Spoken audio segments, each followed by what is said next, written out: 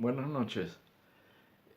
Continuando mi charla sobre Venezuela, hoy agregaré algún elemento de Siria y Turquía también.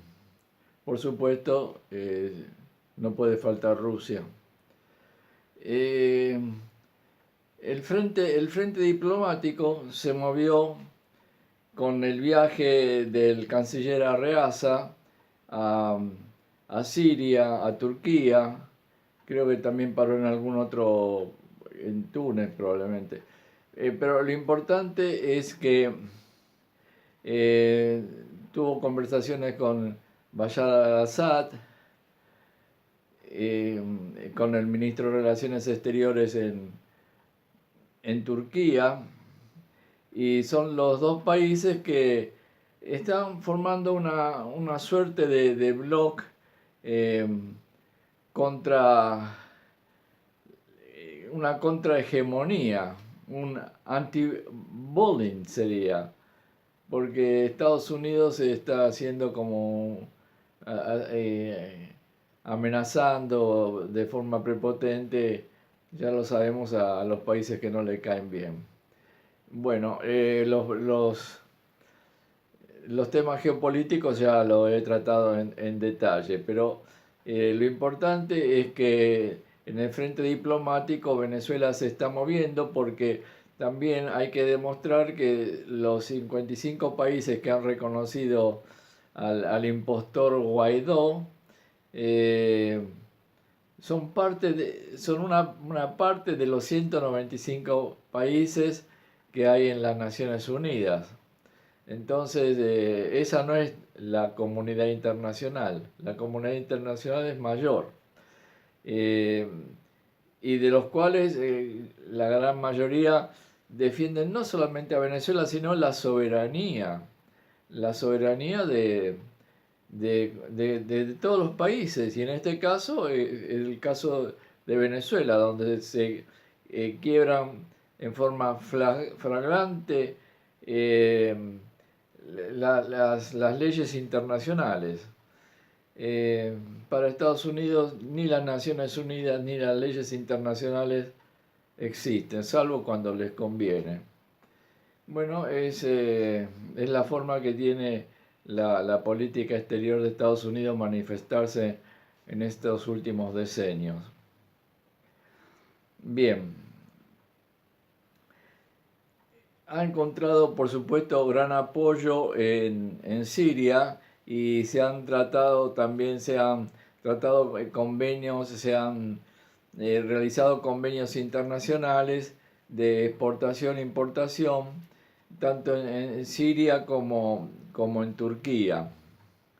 Eh, se está formando como un bloc que diría que es empezando por Rusia, Irán, eh, Turquía, Siria, Venezuela, China por supuesto, y después en Centroamérica, en Nicaragua y Cuba.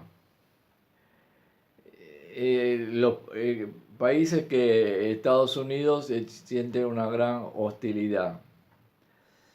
Y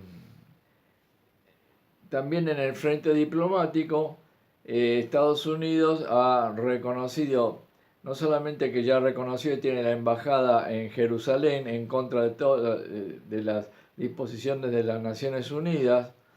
Recordemos que el Estado de Israel fue un producto de la creación de las Naciones Unidas en el año 1948, cuando le daban un hogar nacional. Y después se proclamaron como Estado independiente y se hizo la partición de la Palestina. Es para recordar este detalle. Y en los últimos días Estados Unidos reconoció los Altos de Golán que, que lo ocupó el Estado de Israel después de la guerra que sostuvo con Siria por allá por el año 1967 y quedó como ocupante, que son aproximadamente unos 1500 kilómetros cuadrados. Eh, pero es un país ocupante de acuerdo a lo que establecen las Naciones Unidas. Sin embargo, Israel lo anexó y Estados Unidos reconoce esta anexión. Solamente ellos reconocen esta anexión. Estados Unidos está sentando unos precedentes terribles desde el punto de vista de, del derecho internacional.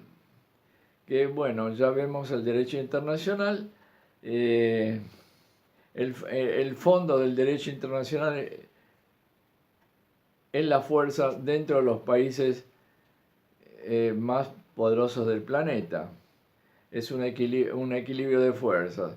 Las leyes internacionales se pueden hacer cumplir a pequeños países, pero cuando los intereses son de las grandes potencias, las leyes internacionales tienden a quedarse a un lado, y especialmente cuando el interés es de una superpotencia como el caso de Estados Unidos. Entonces, estas son las novedades que podríamos hablar, que podríamos mencionar del campo internacional. Se ha reunido también una vez más el presidente Putin y el presidente Erdogan, y las relaciones con Turquía entre Rusia y Turquía son cada vez más firmes. Y no olvidemos que Turquía ha comprado un sistema de defensa antiaérea, los S-400 de última generación, por los cuales Estados Unidos le ha dicho que anule esa operación, o de lo contrario tienen problemas con la entrega de los F-15, los aviones de última generación, aviones caza de Estados Unidos. En fin, las presiones siempre en este marco son muy grandes, pero eh, Turquía está girando paulatinamente hacia el campo también eh, de resistencia a la hegemonía de Estados Unidos.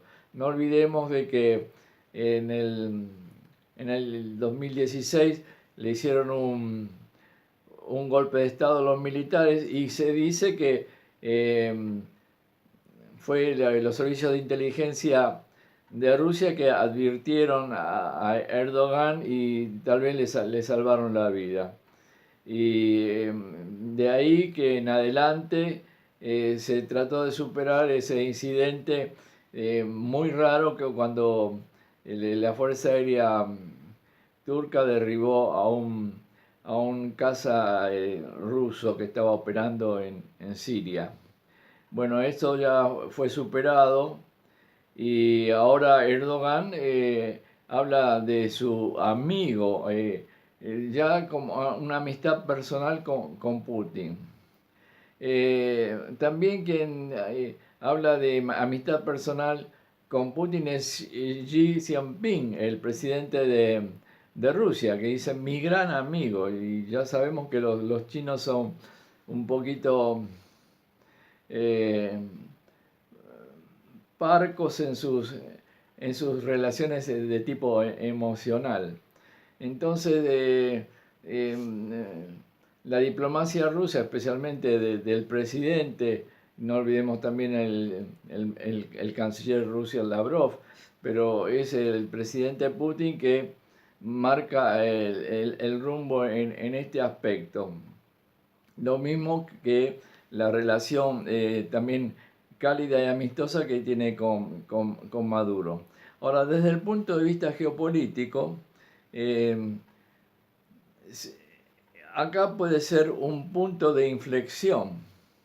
Si se logra estabilizar a Venezuela, sería un punto de inflexión en la hegemonía de Estados Unidos, porque esto marcaría que tiene un punto de apoyo, la resistencia de la Federación de Rusia y de China también en Sudamérica.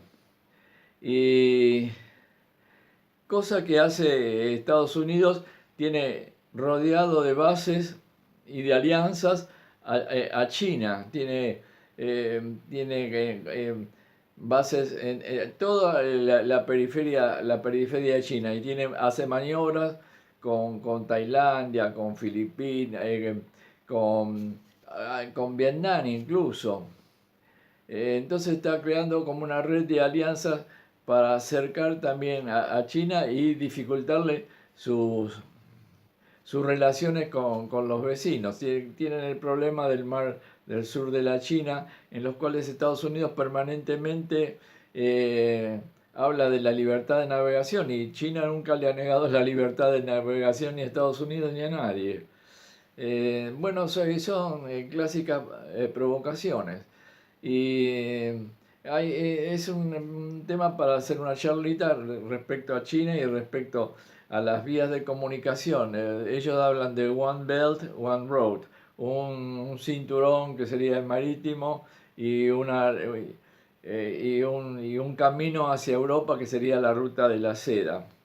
Esto es un proyecto muy grande y de importantes consecuencias.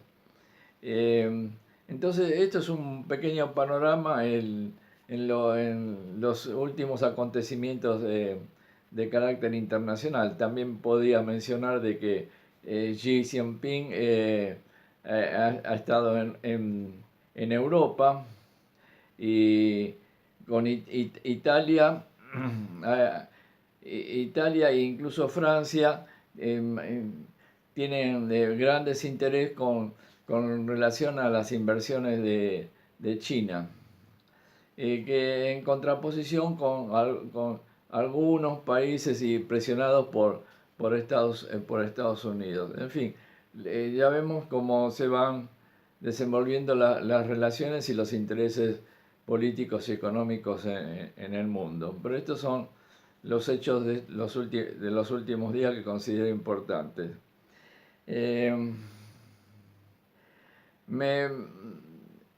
Si bien yo veo todo a la distancia, por las fuentes abiertas, pero noto con satisfacción cómo el pueblo venezolano se organiza en los colectivos, y evidentemente tenemos pocas informaciones, pero se pueden encontrar pequeñas notas periodísticas y documentales al respecto. Y hay un pueblo que está decidido a mantener su soberanía, tanto las Fuerzas Armadas como las milicias populares que están organizando, y los colectivos que son civiles y políticos, económicos, para organizarse en las comunidades. Y es todo un movimiento muy interesante de resistencia. Y también hay que apuntar, el pueblo está en las calles movilizado en forma permanente, y el último sábado, el 6, hubo también unas manifestaciones muy importantes de apoyo al presidente, y también hubo unas pequeñas manifestaciones con los seguidores del impostor Guaidó.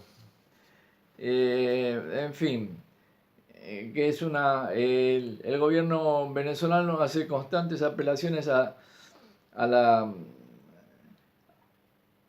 oposición. Si es que hubiera alguna oposición responsable para sentarse a dialogar. Lo mismo también ha dado indicios de estar dispuesto a dialogar con base a la reunión que hubo en Montevideo, auspiciada por Uruguay y por México, en las cuales participó también, en forma, como siempre, tendenciosa la Unión Europea, que no deja de tener nostalgia de su pasado colonial. Esto sería un breve pantallazo de la situación diplomática. La organización y la moral del pueblo a pesar de todos los inconvenientes que tiene el pueblo venezolano, y especialmente los más carenciados, sin embargo son los que más alta moral presentan. Y es notable que la calma que ha reinado a pesar de los gravísimos, pero muy graves ataques eh, al sistema eléctrico y por ende también al sistema de provisión de agua. Y el presidente Maduro aconsejó que todos hagan reservas de agua porque presumen, y no sin fundamento, de que Estados Unidos no va a cejar en sus intentos de desplazar a este gobierno. También señalan de que los ataques cibernéticos provienen de Chicago, de Houston y también de Chile y de Colombia. Bueno, estos son los otros elementos los últimos elementos con respecto a esa circunstancia.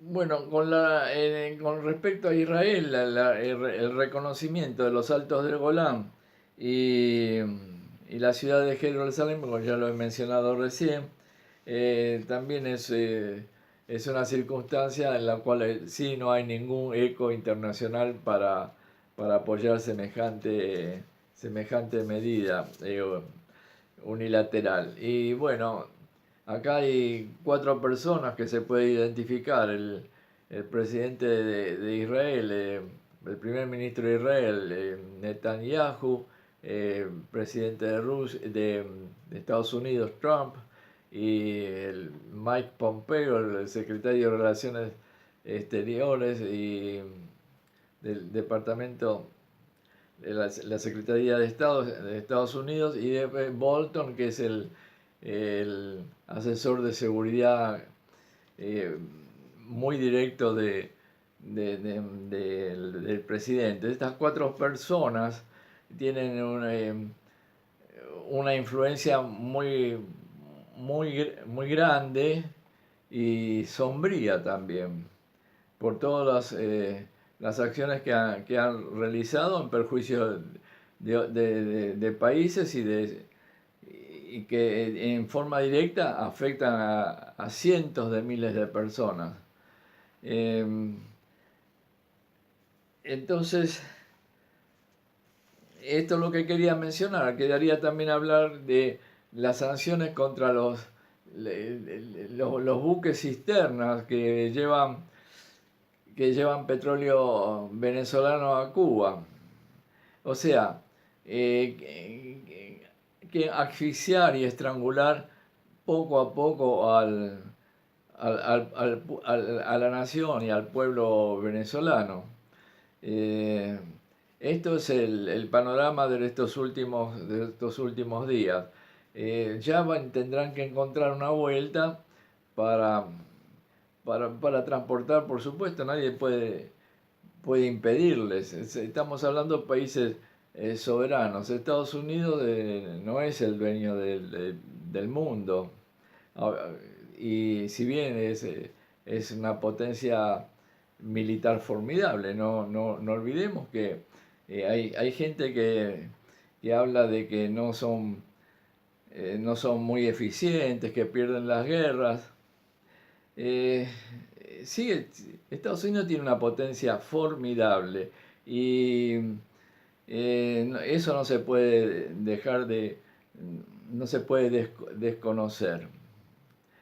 Pero sin embargo, en la medida que encuentren muchas naciones dispuestas a enfrentarlo en su desviación en las relaciones internacionales y en sus agresiones a otros países, tendrán que modificar su conducta. Lo que ellos exigen a otros países, bueno, sería hora de que otros países lo sancionen a Estados Unidos para que cambien la conducta.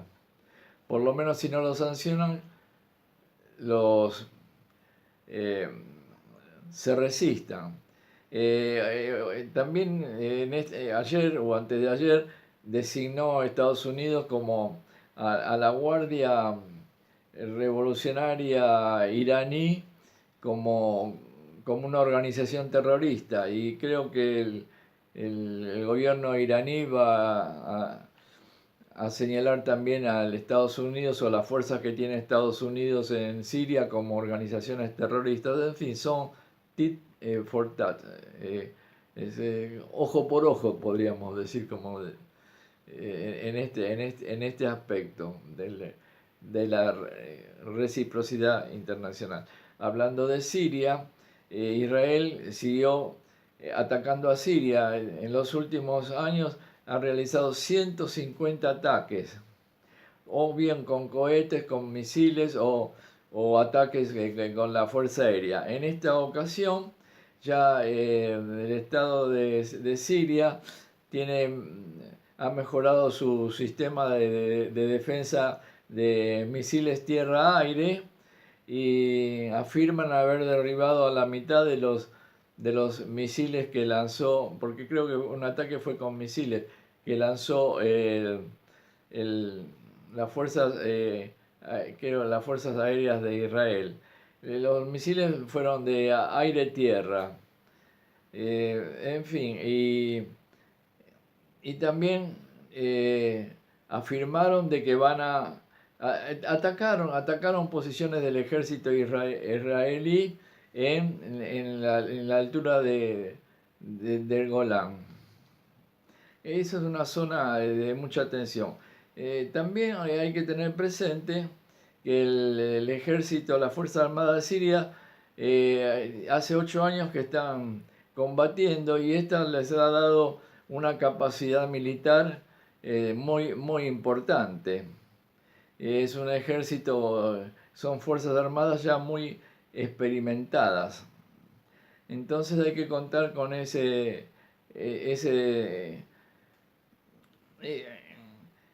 situación desde el punto de vista militar. Obviamente el Estado de Siria ha sido muy castigado, es una sociedad muy castigada, y tienen que hacer una reconstrucción muy grande, pero tampoco se ha concluido totalmente la guerra, y sigue en proceso. Si bien está dominando gran parte del territorio, pero quedan remanentes en el norte, en zonas que tiene el ejército norteamericano del otro lado del Tigris, y en el sur, en la frontera con Jordania. Estados Unidos no se ha retirado de la zona, pero da la impresión de que ya ahora se va a concentrar más en el tema de Venezuela. Bueno, así están las cosas hasta el día de hoy, y todo esto puede ir cambiando muy, muy rápidamente. Por el momento yo descarto una intervención militar directa de Estados Unidos, pero no van a cesar en sus intentos. Van a activar seguramente el tipo de incursiones de tipo de guerrilla toda la frontera con Colombia, y están preparando fuerzas paramilitares, y lo mismo que también podría ser que algo suceda también en la frontera con Brasil. Esa zona es una zona selvática y está prácticamente con muy poca población. No obstante eso, el espacio de defensa de Venezuela es muy grande. No olvidemos que casi 900.000 kilómetros cuadrados.